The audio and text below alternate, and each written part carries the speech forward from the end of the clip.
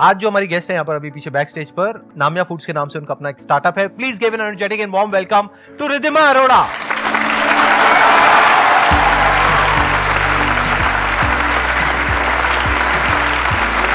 It's amazing to see you. Good to meet you. Please आइए, बैठिए जी आप लोग। It's a dream come true to kind of sit in front of you. I think I was in मैं बहुत छोटी थी actually, school से college जा रही थी, ऐसा कुछ था जब मैं आपकी वीडियोस देखती थी। मुझे भी एग्जिस्टेंशियल क्राइसिस थे कि मैं कौन हूँ, मैं क्या कर रही हूँ, मैं हूँ क्यों। तो I think that's my first memory of you. आपकी ये एंटरप्रेन्योरशिप की जर्नी कब शुरू हुई, कैसे शुरू हुई, और क्या आपका बैकग्राउंड है बिजनेस का या फिर ये आपने खुद शुरू किया? मेरे फादर बिजनेसमैन हैं, तो जब मैं बड़ी हो रही थी तो मैंने घर में वो सारी बातें सुनी थी, तो आई थिंक सबकॉन्शियस लेवल पे मैं को काफ़ी हद तक बिजनेस समझ में आता था, ऐसा नहीं था, बट खुद कभी कुछ नहीं किया था मैंने।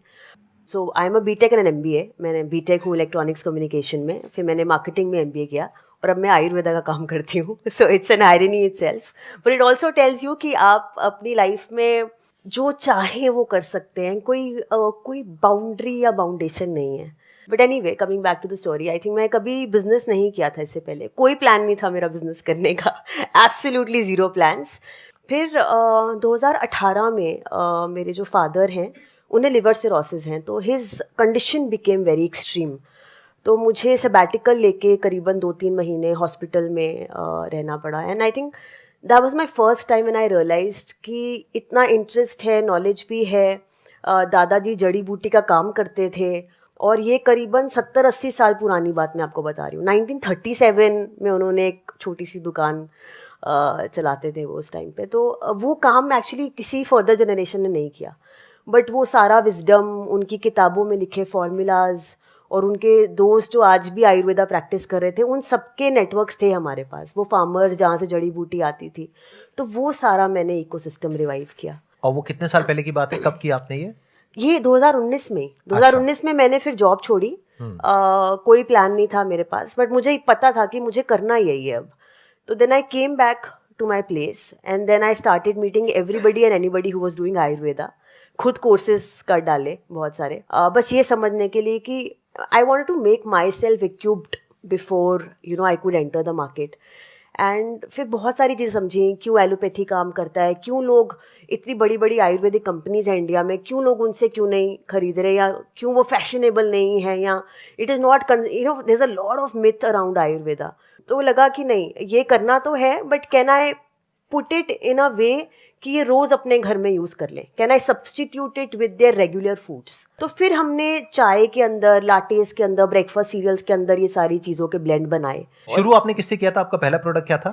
हमारा पहला प्रोडक्ट था हार्ट टी। हार्ट टी मतलब जिनका दिल टूट गया उनके लिए? उसका मलहम तो आई डोंट थिंक कोई बना सकता है।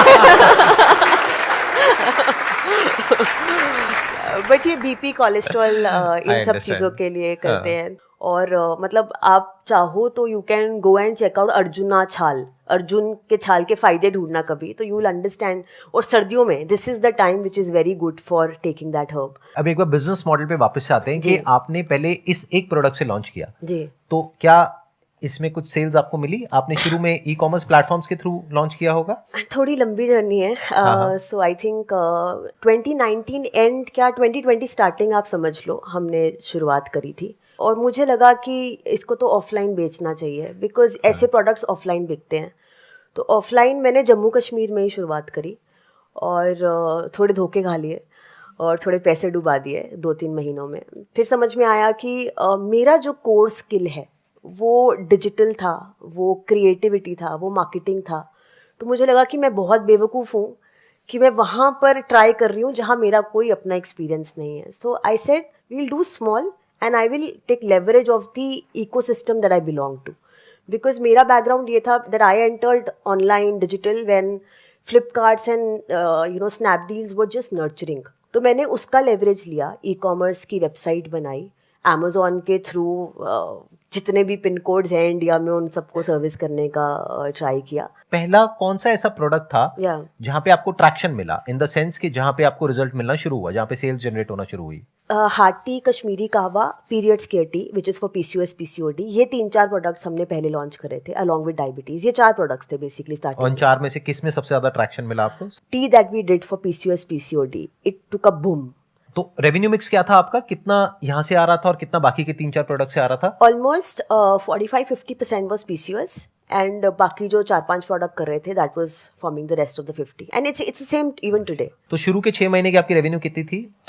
आई थिंक हमने 2021 में 1.3 CR करा है। फिर उसके बाद में this shark Tank happened, right? Yes, shark tank this was in which year और व्हिच मंथ? दिस इज 2021 अक्टूबर 2021। तो आप अक्टूबर 2021 में गए थे शार्क टैंक में। हाँ। और वो रिलीज हुआ था जनवरी में 2022। शार्क टैंक होने के बाद हमारा जो बिजनेस है right after Shark Tank actually it became 4 times. और हमारे साथ कुछ बीच में there was a misfortune that happened in between for 2-3 months but we sustained that growth. तो आज आई थिंक हम we are doing at least 6 times of what we did when Shark Tank happened to us in October. We saw our highest this Diwali, so and that was not and like. What was that peak? अभी दिवाली पे कितना आपने किया था? We did 62 lakhs. How big is your team? अभी कितनी बड़ी We're team है? about 26 people. तो प्रोडक्शन तो आपका बाहर से ही हो रहा होगा, राइट? नहीं, सो यही मैन्युफैक्चरिंग हम खुद करते हैं। खुद करते हैं? हम मैन्युफैक्चरिंग खुद करते हैं which is a business in itself. That's what I'm saying. मतलब वो तो अपने आप में बहुत बड़ा प्रोसेस है। बहुत बड़ा यूजुअली बड़ी बड़ी भी जो कंपनीज हैं वो खुद नहीं करती हैं। That is because you want to control the quality. That's why you're doing it yourself. See, we are a product brand. It will not make sense if I keep marketing in-house and give the product to somebody else. You know, like that's what I do. So I need to keep it to myself because उसको कैसे साफ करना है, quality कैसी आएगी, कितने proportion में डलनी है, forget about the brand. मेरे लिए बड़ी इंपॉर्टेंट है कि किसी के घर में गलत चीज़ नहीं जा सकती है। So I think वहाँ कंट्रोल I think हम हमेशा रखेंगे। To be very honest, Jammu में ही है। अच्छा, वहीं पे है। हाँ, so I am born and partially brought up in Jammu and Kashmir and अब फैक्ट्री अभी भी वहीं पर है। My mom by the way manages it partially. तो मैं फ्रंट एंड देखती हूँ, वो बैक एंड देखती हैं। इस तरह से हमने डिवाइड किया हुआ है। ये तो हो गया अभी तक का जो आपने किया, बट अब अगर आगे की बात करी जाए, क्योंकि शार्क टैंक में भी लोगों ने देख लिया कि आप क्या कर रहे हो, किस तरीके से कर रहे हो। अब इस वीडियो के बाद भी लोगों को पता लग जाएगा कि आप महीने का 60-70 लाख 80 लाख रुपए का बिजनेस कर रहे हो। तो आई एम श्योर बहुत सारे लोग हैं जो उठ करके आएंगे आपके जैसी ही पैकेजिंग या उससे मिलती जुलती पैकेजिंग। ऑलरेडी बहुत सारे लोग कर चुके होंगे, लॉन्च कर रहे होंगे, बट इसके बाद भी आप मान करके चलिए और भी बहुत सारे लोग करेंगे। तो कंपटीशन बढ़ेगा।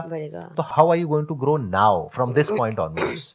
आई genuinely feel and I am not saying it just to say it, अपना काम अगर आप बेस्ट कर लोगे ना तो बहुत फ़र्क नहीं पड़ता है कोई क्या निकाल रहा है, क्योंकि आपने कहीं तो लूप होल छोड़ा होगा ना कस्टमर को डिसैटिस्फाई करने का, कि वो स्विच होगा या वो कुछ और दे के कहीं और चला जाएगा। मतलब आई पर्सनली फील कि आप अगर अपना काम अच्छे से मन से और कस्टमर को खुश कर सकते हो ना, इट डजेंट मैटर कितना कंपटीशन आ रहा है। और आई थिंक हम प्रोडक्ट लॉन्चेस करते रहते हैं। जैसे दिसंबर एंड में हम लोग आई थिंक ऑलमोस्ट 20 प्रोडक्ट्स नए लॉन्च कर रहे हैं, राइट? तो ये अब ऐड होते जाएंगे। लेकिन आपकी स्ट्रैटेजी क्या है? मतलब अब आप एग्जैक्टली ऐसा क्या करने वाले हो? ऑनलाइन जैसे अभी हमारा बिजनेस काफ़ी रिस्ट्रिक्टेड है online. Very recently we started with pharmacies, right? तो अब आप हमें देखोगे एयरपोर्ट्स पे, फार्मेसीज पे, प्रीमियम रिटेल स्टोर्स पे। सो आई थिंक वहाँ से एक पाई बढ़ेगा। उसके साथ साथ अभी हमने जैसे UAE लॉन्च करा है, so Dubai is where we have started. तो वहाँ आई थिंक बिजनेस ग्रो होगा। We send the first shipment there, right? US में हम Amazon.com पर हैं एंड वहाँ लोकली वॉलमार्ट वगैरह पर भी अब हम अवेलेबल हैं। कुछ गिफ्टिंग कोलैबोरेशंस हो रही हैं वहाँ पर। वॉलमार्ट पर आप अवेलेबल हैं, बट हाउ कम? मतलब आपने डायरेक्टली उनको अप्रोच किया, किसी डिस्ट्रीब्यूटर के थ्रू किया? किसी डिस्ट्रीब्यूटर के थ्रू किया था। अच्छा। अब हमारी खुद की so we basically opened a subsidiary in US। हमारी खुद की कंपनी हमने ओपन करी है US में। तो आई थिंक आइडिया इज कि हम इंटरनेशनली कुछ पॉकेट्स को ऑक्यूपाई करेंगे। इंडिया में अभी तक हम रिस्ट्रिक्टेड थे ऑनलाइन में, अब हम ऑफलाइन जाएंगे because now we have the capacity to do so. So I think that's the intention. But as a brand I think we will always stand for healing you and helping you stop from going to a hospital. आपसे बात करते करते ना मेरे mind में एक idea आ रहा है, मतलब from the other side, may be ये आपके काम आए ना आए व्हाटएवर, तो मैं वैसे ही सोच रहा हूँ, आई एम जस्ट थिंकिंग कि अगर मेरे को ये पता लग जाए कि इतने आपके कस्टमर्स ने, नंबर ऑफ कस्टमर्स ने इस प्रोडक्ट को लिया, इसमें से इतनों ने मान लो 50% ने पॉजिटिव रिव्यूज दिए, 40% ने रिव्यूज नहीं दिए और 10% ने नेगेटिव रिव्यूज दिए। पॉजिटिव के ये रीजंस हैं, नेगेटिव के ये रीजंस हैं, और 40% जिन्होंने नहीं दिए उन्होंने नहीं दिए।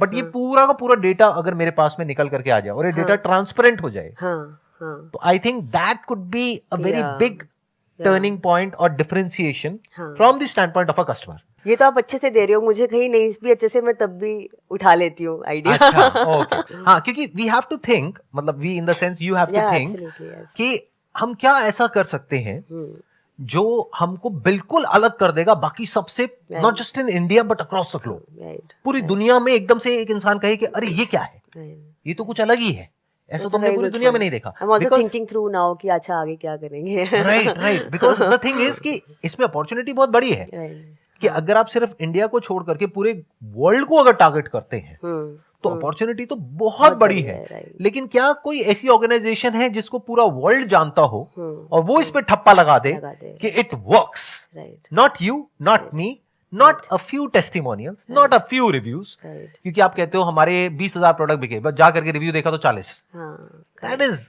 Not that big a deal. वो 40 नकली भी हो सकते हैं, एवरीबॉडी अंडरस्टैंड्स दैट। तो अगर कोई थर्ड पार्टी उस पे स्टैंप लगा दे कि ये जेन्युइन है और ये डेटा है जो डेटा कह रहा है, इतने लोगों ने रिस्पॉन्ड नहीं किया, इतनों ने रिस्पॉन्ड किया, जितनों ने रिस्पॉन्ड किया उसमें से इतनों को फर्क पड़ा तो इतना परसेंट पड़ा, तो सामने वालों को एग्जैक्ट समझ आ जाएगा what is it that we are getting into. तो इंसान कहेगा अच्छा 500 रुपए का रिस्क है ना, बट पॉसिबिलिटी क्या है इसके काम करने की, अराउंड 20%, नॉट बैड। एक्चुअली आज भी काफी लोग रिव्यू पढ़ के ही आते हैं। राइट, हाँ, तो I completely agree with the point. Actually we just need to structure it well. Right, structure it well and do it in such a way कि और कोई ना कर सके। जैसे अगर मेरे को एक आपकी जैसी कंपनी खोलनी है तो रिव्यूज मेरे लिए लाना कोई बहुत बड़ी बात नहीं है। राइट, देयर आर वेज, सीधा उल्टा बहुत सारे तरीके हैं कि रिव्यूज आ जाएंगे, और जो आपके रिव्यूज हैं उनसे अच्छे भी आ जाएंगे। Correct, absolutely. और आपके खराब भी कर सकते हैं हम। करे लोगों ने ये भी किया है, on Amazon people have done that to us, so of course we see it every day। क्या कहना चाह रहा हूँ, तो कुछ ऐसा हो सके जिसका कि कोई तोड़ ना हो, इस तरह से एक ऐसा बिजनेस क्रिएट किया जाता है, एक ऐसे बिजनेस में जो कि बेसिकली एक कमोडिटी बिजनेस है, क्योंकि यहां से आपने खरीदा बेचा, उसमें एक ऐसा वो हो सकता है जो कि एक ब्रांड प्ले हो जाए, यानी कि एक ऐसा ब्रांड बन जाए that people start knowing this segment of herbal tease by your brand. अब आप लोगों के माइंड में कुछ क्वेश्चंस आ रहे होंगे, आई एम श्योर, तो आप पूछ सकते हैं। अपने स्टैंड पॉइंट से नहीं पूछना है, जो भी ये कर रही हैं उससे रिलेटेड पूछना है। एक्चुअली मुझे मैम से ये पूछना था कि वैसे तो थोड़ा पर्सनल है, बट मैं पूछना चाहती हूँ फिर भी अपने पॉइंट ऑफ व्यू से कि आपने जो अपना बिजनेस स्टैंड किया है, सब कुछ किया है, आपकी लाइफ में क्या कोई ऐसा फेज आया है कि आपने बोला हो कि I am done, I can't do this? एक बार नहीं आया, बहुत बार आया, ऐसा नहीं होता है। It isn't all glamorous. सबसे पहले तो मुझे लगता है कि स्टार्टअप्स को आजकल specially I think it's called very glamorous. हम ज़मीन पे बैठ के कई बार डब्बे भी बंद कर रहे होते हैं। I think it's not that way, but I think from a lens of entrepreneurship मैं आपको बता सकती हूँ कि थोड़ा सा परसिस्टेंट, थोड़ी सी परसिवियरेंस, पेशेंस की गेम है एक्चुअली एंटरप्रेन्योरशिप। और किसी भी टाइप का इशू आए, बी प्रोफेशनल, पर्सनल, जहाँ मुझे लगे कि मैं गिव अप करने वाली हूँ, मैं थोड़ा सा शांत होके इन्वर्ट हो जाती हूँ, और जहाँ से मुझे मतलब जो मेरी प्रॉब्लम का सोर्स है उससे मैं हल्का सा डिस्कनेक्ट करके अपने अंदर के जो थॉट्स होते हैं उनको रिवायर करती हूँ, अरेंज करती हूँ। और मेरे लिए डिवाइन से मांगना कि मेरे लिए क्या रास्ता है, that's my way of taking things forward in life. मतलब मैं हमेशा आई जस्ट एनालाइज कि हाँ भाई मतलब क्या चाहिए, क्या करूँ। So that's my way of doing it. सबका अपना अपना होता है, but for me it is usually going inwards and understanding that where do I belong. आपको मैं शार्क टैंक से भी पहले से फॉलो कर रहा हूँ, जो आपकी योर स्टोरी पे आर्टिकल आया था 6 months I think it was. या तो मैम आप, मेरे को इनके एथिक्स बहुत पसंद आए थे कि आप मतलब, क्योंकि मैं और भी सर्च कर रहा था ब्रांड्स और D2C के अंदर, वो स्टार्ट तो एकदम वो ऑर्गेनिक और उनसे करते हैं, ओरिजिनल से, लेकिन एक बार जैसे ही मान लो सोशल मीडिया और पे इन्फ्लुएंसर्स बोल देते हैं कि ये सही है इनके इंग्रेडिएंट्स, और बाद में वो चेंज कर देते हैं, मतलब कॉस्ट कटिंग करने के चक्कर में या कुछ भी, और ऑर्गेनिक के अंदर भी वो फिर मतलब मिलावट और बहुत वो कर देते हैं। तो ये एथिक्स वाला जो होता है, ये मतलब क्या थॉट प्रोसेस रहता है कि हम एथिक्स पे स्टिक रहे? आई पर्सनली बिलीव कि हर किसी को भगवान के घर जाना है इसके बाद, तो अच्छा मुंह लेके जाना चाहिए। बट मेरे लिए आई थिंक आप देखो, कुछ भी करो कुछ फ़र्क तो पड़ता नहीं है, राइट? या सारी चीज़ें आपकी अपनी इंटरनल होती हैं, पर्सनल होता है आपको, यू नो, लाइक मैं पर्सनली कुछ चीज़ें नहीं कर सकती और पर्सनली कुछ चीज़ें करना चाहती हूँ, राइट? अब हर इंसान ग्रे एरिया में होता है, right? Nobody is black and white, but मुझे शायद रात को नींद नहीं आएगी अगर मैं ऐसा करूँगी, तो मुझे रात को नींद चाहिए। तो आई थिंक मैं आपका अपना होता है, I think this is very personal to me, and सबका अपना अपना एक बेसिक फंडामेंटल वैल्यू होता है। मेरे लिए है कि झूठ नहीं बोलना, जैसे मेरे लिए है कि गलत किसी को नहीं देना है प्रोडक्ट, तो I think it's your personal thing basically. आपको क्या करना है क्या नहीं, ये डिसीजन आपको लेना है। मैं क्या कर रहा हूं, ये क्या कर रही हैं, आपको कुछ नहीं पता है। कोई भी दुनिया में क्या कर रहा है आपको कुछ नहीं पता है। यहां पर कोई आए हैं, गेस्ट आए हैं, वो अपने मुंह से अपनी बहुत तारीफ कर रहे हैं, मान लेते हैं, तो इसका मतलब ये नहीं है कि वो बहुत अच्छे हैं। दुनिया उनकी बहुत तारीफ करे, इसका मतलब ये नहीं है कि वो बहुत अच्छे हैं। हो सकता है अंदर से उनकी नीयत खराब हो, बट दुनिया ये समझती हो कि अरे ये तो बहुत ही बढ़िया आदमी है, व्हाटएवर। आपको नहीं पता सामने वाला कौन है, क्या है। ये बातें समझ आ रही है? आई डोंट थिंक आ रही है। मैं आपको एक सीधी बात बोलता हूं, नो बकवास। जो लोग आपके दिमाग में बैठे हुए हैं ना, सोसाइटी की अगर मैं बात करूं कि ये बहुत अच्छे इंसान है, अगर मेरे स्टैंड पॉइंट से देखोगे तो मैं किसी का नाम नहीं लूंगा, लेकिन हो सकता है वो इंसान बहुत ही घटिया इंसान हो। अगर मैं उसको एनालाइज करके आपको ढंग से बताऊं तो आपके पैरों के नीचे जमीन निकल जाएगी। आप कहोगे अबे ये क्या हो गया, ये तो हमारे लिए आइडल थे कल तक, ये आप क्या कह रहे हो इनके बारे में? I agree actually. Thank you so much for coming, Thank you so much for inviting I am me. Sure आप लोगों को बहुत कुछ सीखने को मिला होगा उनके एक्सपीरियंस से। Thank you, thank